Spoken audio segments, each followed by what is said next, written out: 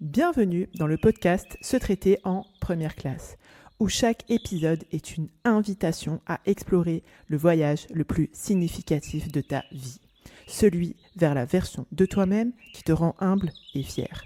Je suis Émilie Antoine, psychologue, experte en gestion mentale et émotionnelle. Je suis également la fondatrice de mapsyenlignechaismoi.fr. Ici, nous croyons fermement que se traiter en première classe n'est pas un caprice, mais un acte d'amour et de considération envers soi-même et envers autrui. Dans ce podcast, je te donne des clés pour dépasser tes croyances limitantes, tes blocages, tes autosabotages et faire évoluer ton mindset. Le syndrome de l'imposteuse, de l'imposteur en amour. Avant de continuer sur ce nouvel épisode de podcast, je voudrais attirer ton attention sur deux choses.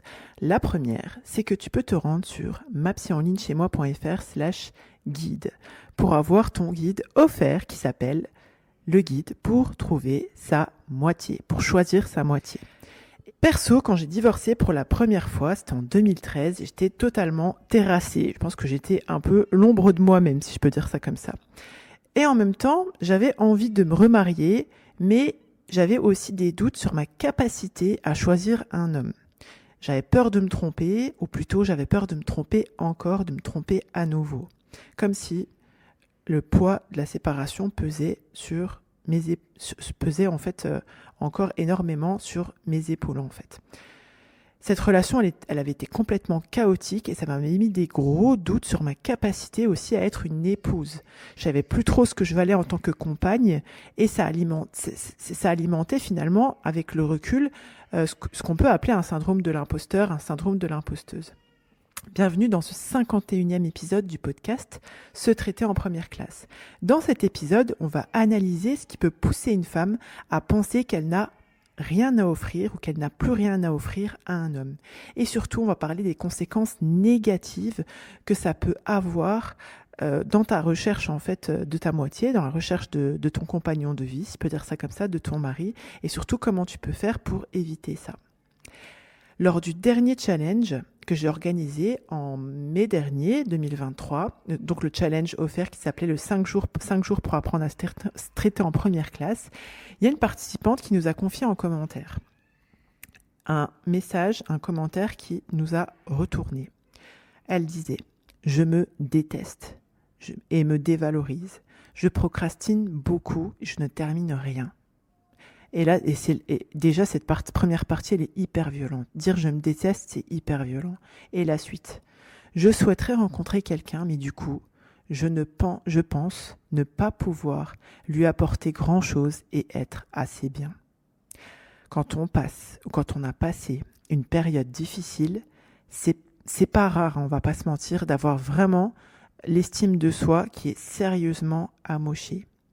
À ce problème, s'ajoute le grand risque que si tu commences, parce que tu as quand même envie de te marier, à faire connaissance avec un homme à ce moment-là, alors que tu sais même plus qui tu es en fait, ou tu sais même pas ce que tu peux apporter à l'autre, parce que tu sais plus ce que tu peux apporter à l'autre, car réellement, t'es un peu déconnecté, t'es déconnecté de toi-même, tu sais plus trop qui tu es, t'es un peu en mode annihilé par les circonstances. Et quand t'es dans cet état d'esprit-là, quand tu es dans ce mindset-là, tu risques, plus ou moins consciemment, mais en général c'est plutôt inconscient, plusieurs choses. La première chose que tu risques de faire, c'est que quand tu vas commencer à faire connaissance avec un homme, à le rencontrer, à faire ce qu'on appelle des muqabala, etc., tu vas prendre le risque de te dévaloriser auprès de ton prétendant. Tu vas plutôt parler de tes défauts que de tes qualités, etc. Tu vas pas te donner des noms d'oiseaux, mais voilà, tu vas avoir une attitude en fait, des termes, des phrases, etc. qui montrent que tu te dévalorises en fait. Et du coup, le risque, c'est clairement, ça lui donne pas envie, si je peux dire ça comme ça. D'une part, ou d'autre part, et même pire, tu peux envoyer le message entre guillemets subliminal que c'est ok, c'est acceptable de te dévaloriser. Parce que toi-même, tu le fais. Et ça peut être des phrases toutes bêtes, hein, si tu me permets l'expression, du genre « Ah, je suis bête, oh, quelle idiote ». Tu vois, des phrases comme ça où tu vas mal parler de toi, en fait, finalement, et tu fais passer le message subliminal que c'est faisable, c'est ok, parce que toi-même, tu le fais devant lui.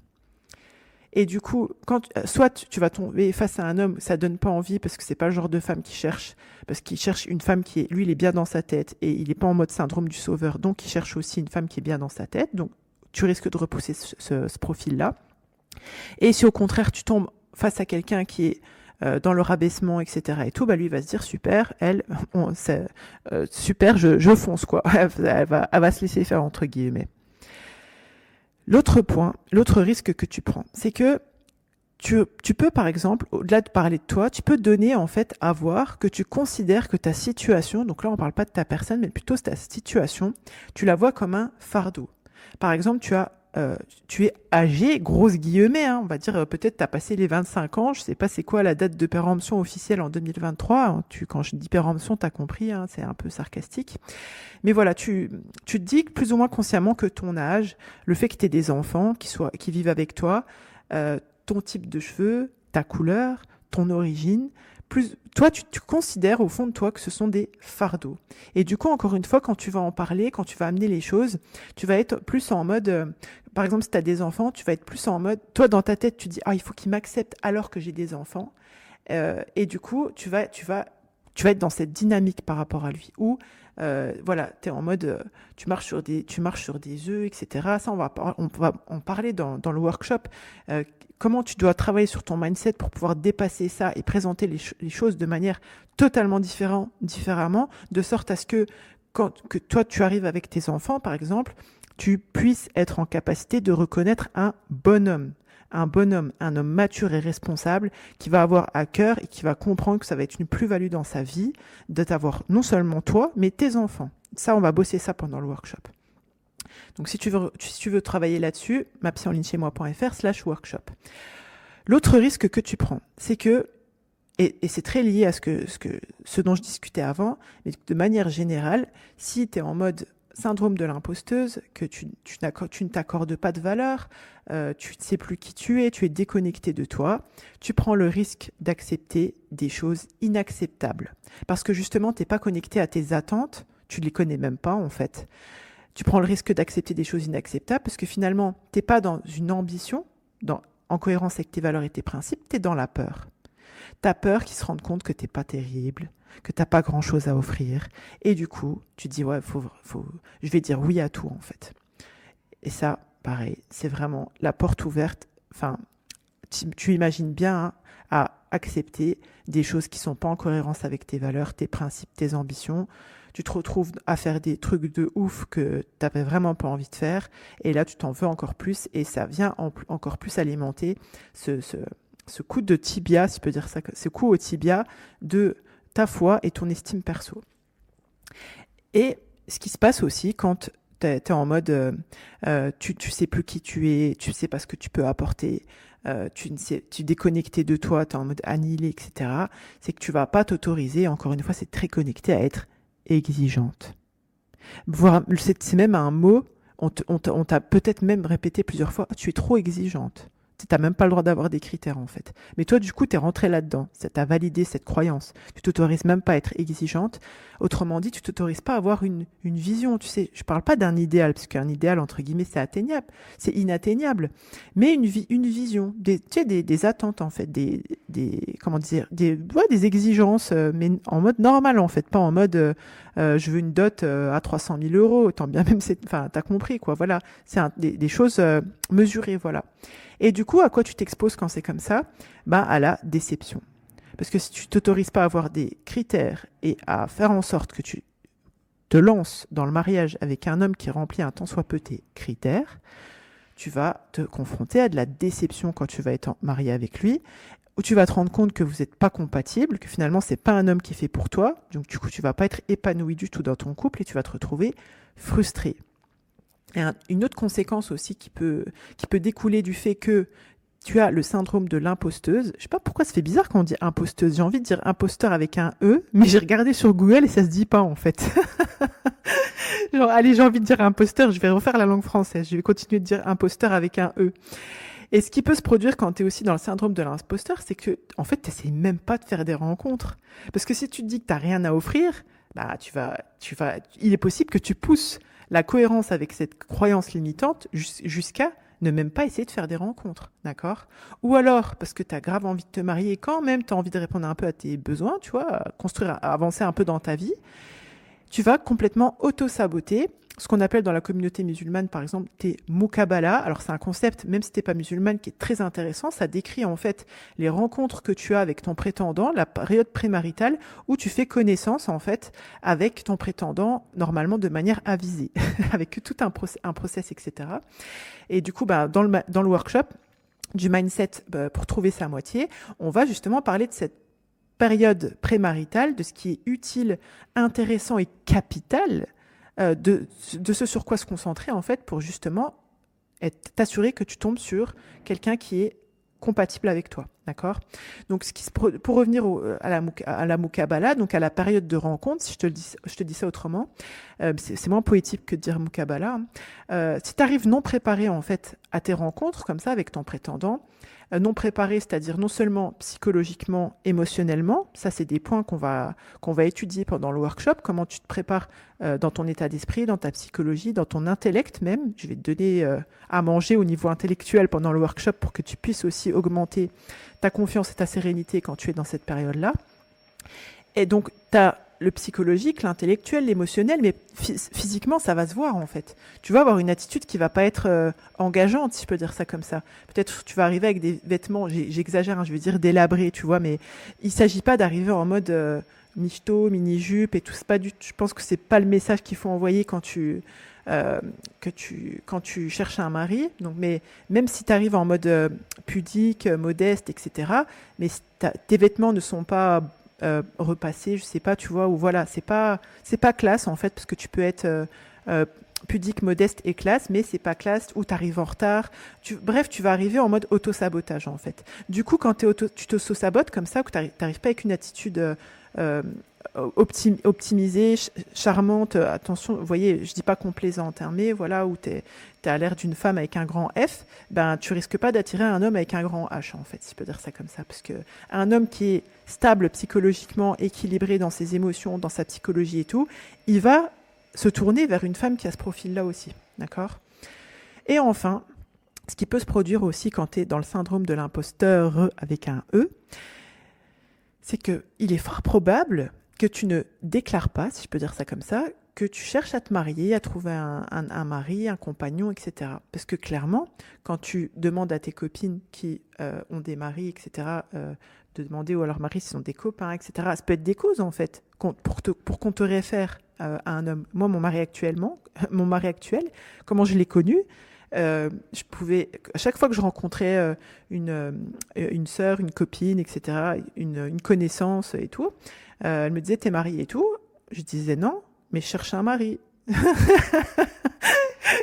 Franchement, c'était vraiment, mais jusqu'à, donc entre guillemets, je disais à tout le monde, ça se prêtait dans la conversation et tout, hein, mais voilà, quand je voyais que c'est des gens qui avaient un modèle de vie, etc., qui ressemblait à ce que je cherchais. Donc en général, hein, les gens qui ont des modèles de vie similaires, ils se rencontrent, ils se connaissent, etc. Quand elle me posait la question de t'es marié, je disais non, mais ça t'est suivi de mais si tu connais quelqu'un qui est comme ça, hein, on va travailler ça pendant le workshop. Parce qu'il y a une manière en fait d'amener la chose de sorte à ce que ensuite la femme, elle puisse communiquer de manière optimisée avec son mari pour qu'il puisse être missionné pour trouver pour t'aider, pour contribuer à ce que toi tu puisses trouver ta moitié aussi, d'accord?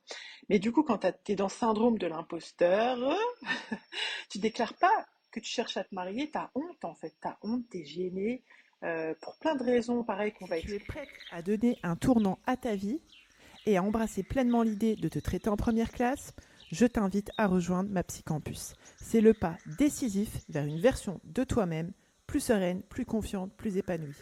Sur ma Psycampus, tu commenceras par découvrir les fondations de la maîtrise mentale et de la gestion émotionnelle, posant ainsi les bases saines de ton évolution. Ensuite, tu embarqueras sur un voyage transformateur qui te révélera comment accueillir ton unicité et cultiver une paix intérieure face aux défis de la vie. Tu apprendras à forger de la confiance et à vivre en harmonie avec ta nature profonde, tout en affirmant tes convictions, tes valeurs, tes principes avec bien plus d'assurance.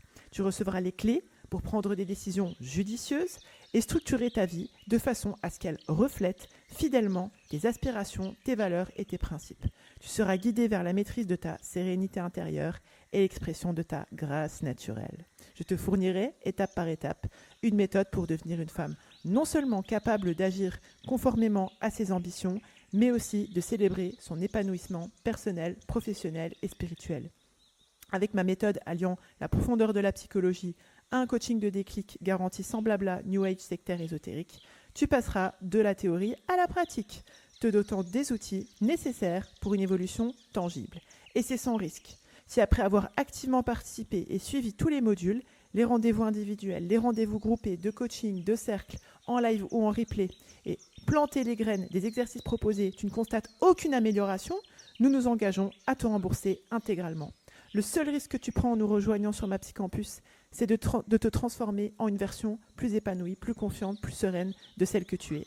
Pour commencer ce voyage transformationnel, rends-toi sur mapsycampus.fr/mapsycampus, MAPSYCAMPUS. Ensemble, sur Mapsycampus, nous allons débloquer ton potentiel et te guider vers une version de toi inspirée et inspirante. Tu es la première personne à bénéficier du crédit que tu accordes à ton existence. À très bientôt sur Mapsycampus.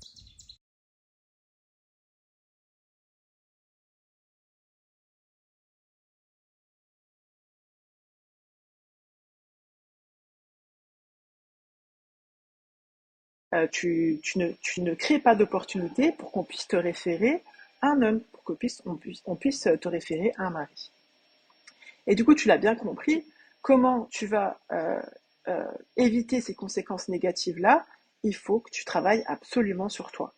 Il faut que tu puisses avoir du matériel intellectuel pour comprendre les tenants et les aboutissants de ta situation.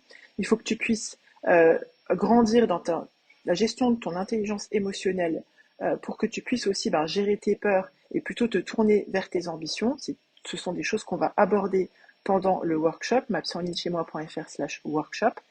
Et aussi, tu veux pouvoir travailler sur tes croyances limitantes qui te poussent aussi à nourrir inconsciemment, parce que ça te traverse l'esprit, en fait. Ces pensées qui relèvent du syndrome de l'imposteur, c'est une chose.